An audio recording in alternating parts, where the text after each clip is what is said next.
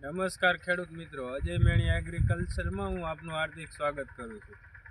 ખેડૂત મિત્રો, 2025-26ની સાલમાં આપણે આ જીરુંનું વાવેતર કરેલું છે, વેસ્ટર્ન સીડનું બલરામ।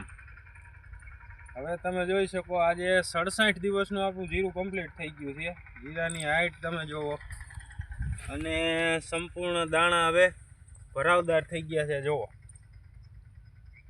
આ જાતની વેરે ખાસિયત એ છે કે ભાઈ જાજી ફૂટ, જુસ્સાદાર છોડ અને ભરાવદાર દાણા એવા ટપોરા જેવા થયા છે ને, એની તમે વાત પૂછો માં। આખો ઘેરો આ ટાઈપનો છે।